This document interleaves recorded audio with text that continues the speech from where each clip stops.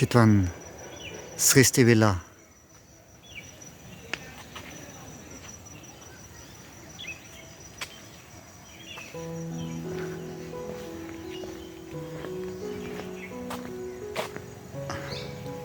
हामी यहाँ 1 वर्ष अगाडि एउटा घर बनायो काठको फार्म हाउस स्टाइल अलिकति धेरै स्लोप भएको रुफ कहिलेकाहीँ स्विजरल्यान्डतिर के कतातिर यस्तो नि भेटिन्छ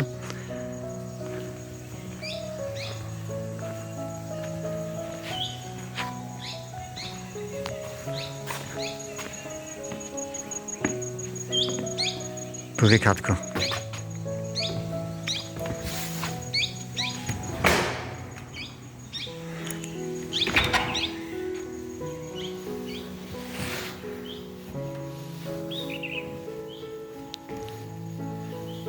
भित्र पुरै हल हुन्छ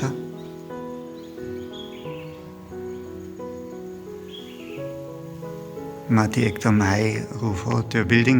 खासै 1.5 तल मात्रै हो तर टोटल हाइट 10 मिटर जति हुन्छ त्यो रुफको चुच्चोले गर्दा अनि यहाँ पुरै हल हल्का अलिकति फर्निचर राखेको तर त्यस्तै पुरै युज हुने हिसाबले सबै राखेको छैन जस राम्रो ठुलो हल पाएको छ अनि एउटा हाफ तल यहाँ माथि अनि यहाँ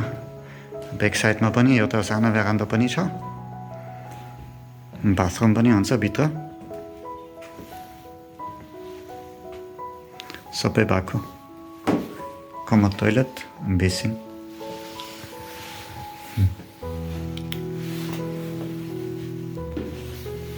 अनि यताको साइडमा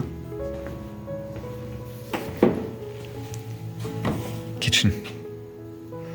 मोडलर किचन टाइप जस्तै सिङ्क साइड माथि त्यो किचन रेखाहरू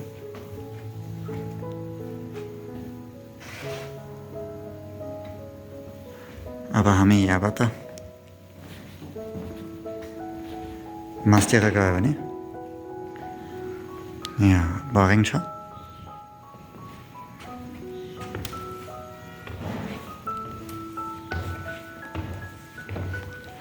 अनि त्यो बोरिङबाट हामी यहाँ माथि पुग्छ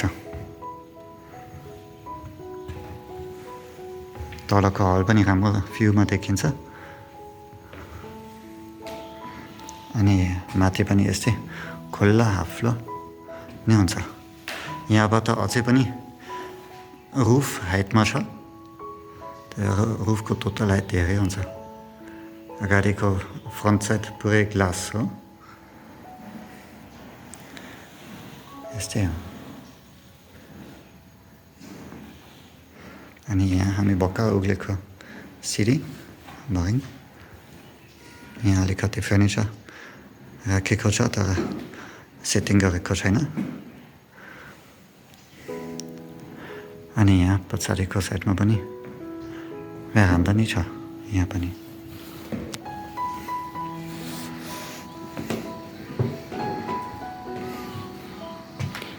पुरै गार्डनतिर भ्यू हुन्छ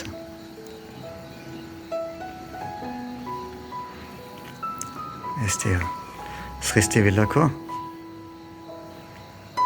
काठको भवन चितवन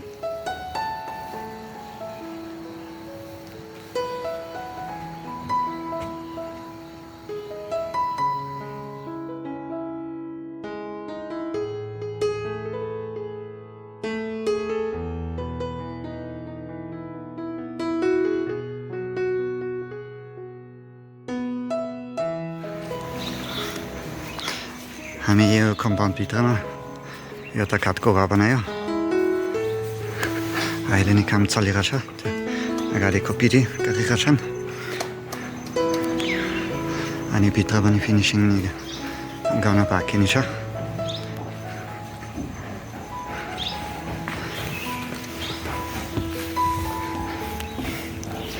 काठको काम यहाँ चलेको छ यहाँ बोरिङको काम भ्याइसक्यो अहिले